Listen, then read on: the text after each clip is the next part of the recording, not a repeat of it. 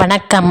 திருவண்ணாமலை அண்ணாமலையாரின் திருக்கார்த்திகை தீப திருவிழா 4ஆம் நாள் திருவிழாவை நாம் கண்டு மகிழ்வோம். வாருங்கள். முறைதான் ஒரு முறைதான் உன்னை பார்த்தால் அது வரமே.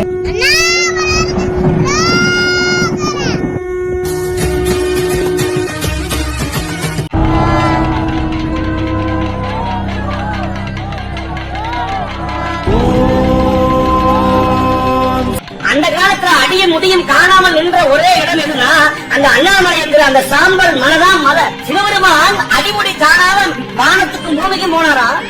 எப்படி போனாரா? தீ பிழம்பா போனாரா? இந்த கிராமங்கள் எல்லாம் தீ கொடுத்துவாங்க, பணவளைய வச்சு சொல்ல ஏற்றுவது அப்படிம்பாங்க.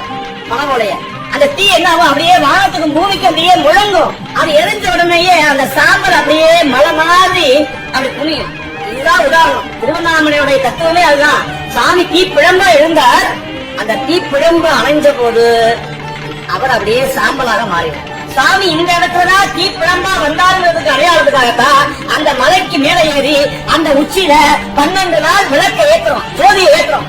என்ன அர்த்தம்னா இது இந்த இடத்துல வேண்டாம், எத்தனையோ கோடி ஆண்டுகள் உலகம் தோன்றுவதற்கு முன்பதாக இந்த இடத்துலதான் சாமி அக்னி பிழம்பாக நின்றான்னு காட்டுவதற்கான ஒரு குறி அடையாளம்.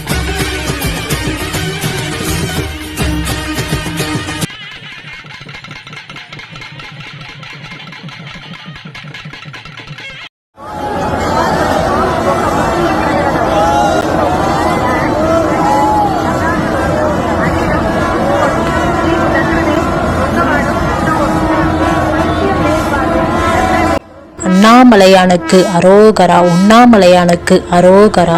என் அப்பன் அண்ணாமலையார் 4வது நாளின் திருவிழாவை நாம் கண்டு மகிழ்ந்தோம். அனைவருக்கும் என் அப்பன் அண்ணாமலையாரின் அருள் கிடைக்கட்டும். இதே போல நீ யார் உன்னை தேடு உண்மைகள் புரியும் யூடியூப் நிகழ்ச்சியில் கண்டு மகிழ்வோம். நல்லாயிருப்போம், நல்லாயிருப்போம், எல்லோரும் நல்லாயிருப்போம். வணக்கம்.